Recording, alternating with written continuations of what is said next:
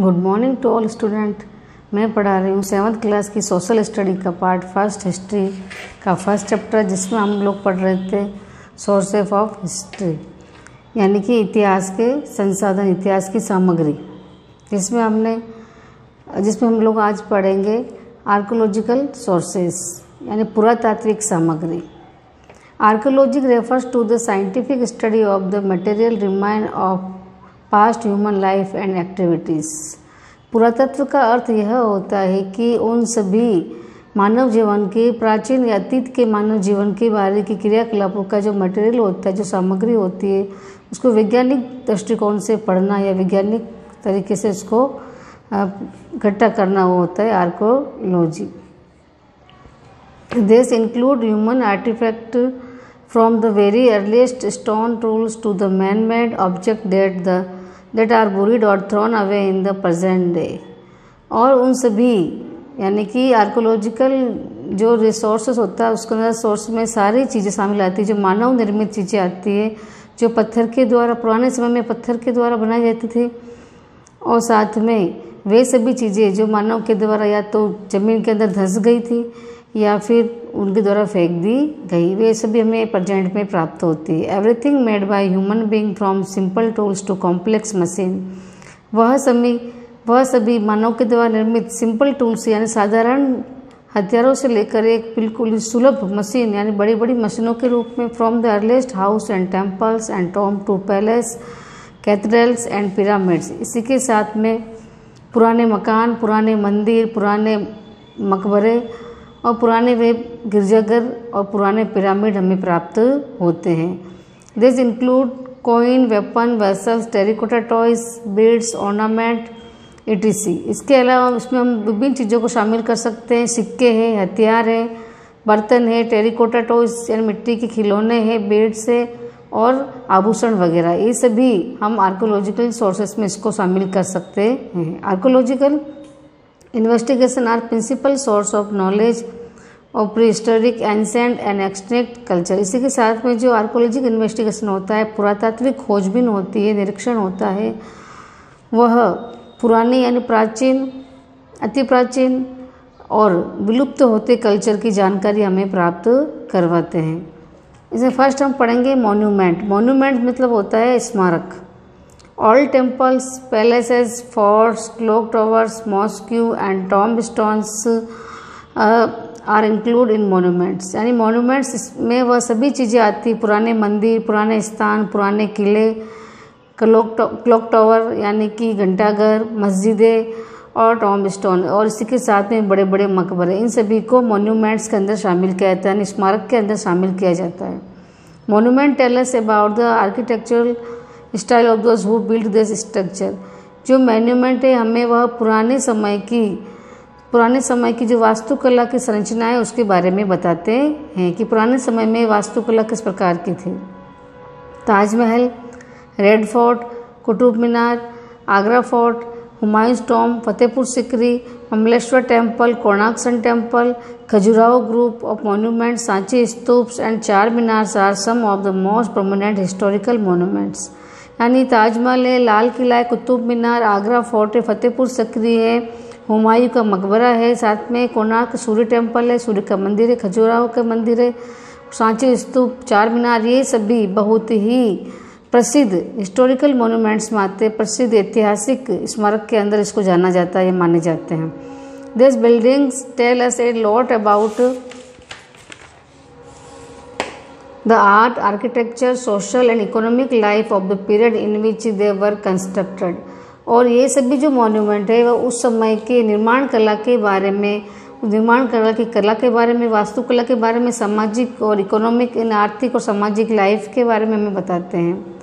Material used in their construction, the transportation system for carrying all type of raw material and stones, all tell us about the organizational ability of the contemporary peoples. इसी के साथ में उस समय में जो construction में या निर्माण कला में जो भी मटेरियल यानी जो भी सामग्री यूज की गई थी उसके बारे में, और उस समय उस समय में जो ट्रांसपोर्टेशन यानी यातायात यानी लाने ले जाने के लिए भी विभिन्न कच्चे माल को लाने जाने के लिए भी विभिन्न प्रकार के ट्रांसपोर्ट को यूज किया गया था, यातायात यूज किए गए थे। इसलिए हम यह बताते हैं कि ये कह सकते हैं कि उस समय की जो निर्माण कला थी, वास्तुकला थी, वह संगठनात्मक योग्यता तक रखती थी, यानी कि वह सभी मिलजुल कर यह कार्य करते थे। स्कल्पचर एंड पेंटिंग, मूर्तिकला और चित्रकला।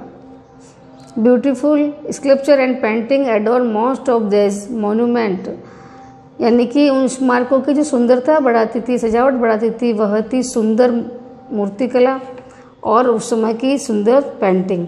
इन सभी के कारण उस मोन्यूमेंट की साज सजावट होती है, सुंदरता होती थी। Bronze, would and stones were mostly used for making sculpture. इसी के साथ में पीतल, वुड एंड स्टोन यानी लकड़ी और पत्थर मुख्य रूप से उस स्कल्पचर में यूज़ किया था। मूर्ति बनाने के लिए या तो पीतल की मूर्ति बनती थी या लकड़ी की या फिर पत्थर की मूर्ति मुख्य रूप से बनाई जाती थी। Dilwara Jain temple at mount Abu and Brihadeeswara temple and Tanjore contain a good variety of sculpture which include figure of various gods and goddess, kings and queen etc। इसके अलावा जो देलवाड़ा का जैन मंदिर है जो राजस्थान के अंदर सिरोही में आया हुआ है, ये माउंट आबू के अंदर है। साथ में बृहदेश्वर टेम्पल जो तंजौर में है, ये बहुत ही अच्छी क्वालिटी की यानी बहुत अच्छी किस्म की मूर्ति की आकृति यहाँ पर बनाई, जो विभिन्न प्रकार के देवता और देवी और राजा रानियों की बनी हुई है। Palace scenes, mythological tales and forest life are some of those themes which are depicted by medieval painting. इसी के साथ में उस समय में जो थीम होती थी यानी किस आधार पर बनाई जाती थी, वो थीम होती थी पैलेस यानी कि महल वगैरह, साथ में धारणात्मक घटनाएं, फॉरेस्ट लाइफ जंगली जीवन, इस सभी की थीम मानकर उस मिडाइवल पीरियड में यानी मध्यकाल में ये पेंटिंग दर्शाई जाती थी। This painting and sculpture throw light on the everyday customs and habits, food, dressing styles, ornaments and hair style of people of their period. इसी के साथ में यह पेंटिंग चित्रकला है और मूर्तिकला हम उस समय के रीति रिवाज, उस समय की रहन सहन, फूड भोजन, ड्रेसिंग स्टाइल यानी कि वेशभूषा और आभूषणों, हेयर स्टाइल यानी केश सज्जा के बारे में बताती है। वेरियस मिनिएचर स्टाइल और painting were introduced during this period. उस समय में विभिन्न प्रकार के लघु स्टाइल की पेंटिंग भी विकसित हुई थी, हमें परिचित करवाती है। The colour used in painting were extracted from certain minerals, plant source, corn shell and were even dried by processing precious stone. इसी के साथ में जो उसमें कलर यूज़ किया, चित्रकला में जो कलर यूज़ किया जाता था वो थे वह कुछ मिनरल्स के द्वारा यानी खनिजों के द्वारा प्राप्त, प्लांट के पेड़ पौधों से मिला हुआ और शंख के द्वारा निर्माण किया जाता था। साथ में ही उसमें विभिन्न प्रकार के प्रेसियस स्टोन्स भी लगाए जाते थे, उसके द्वारा भी किया था। Gold and silver were use, इसी के साथ में सोना और चांदी को भी इस्तेमाल किया जाता था। The preparation of desired colours was a lengthy process, sometime taking 2 weeks। Brushes used were very fine. इसी के साथ में जो यह वांछित रंगों की जो कला होती थी, जो वांछित रंगों की यानी चुने हुए रंगों की जो तैयारी होती थी वह बहुत ही लंबी प्रक्रिया होती थी। कभी कभी इस रंग चढ़ाने वाली जो प्रक्रिया होती है कभी कभी इसको 2 हफ्ता से ज़्यादा भी लग जाते थे। Brushes used were very fine. इसी के साथ में जो ब्रश वो यूज़ करते थे वो बहुत ही अच्छी किस्म के होते थे, बहुत ही बारीक होते थे। The Chola period is remarkable for its sculpture and bronze age. जो चोला पीरियड है, चोलकालीन समय है, बहुत ही उल्लेखनीय है ब्रॉन्ज मूर्ति बनाने के लिए और मूर्तियों के लिए।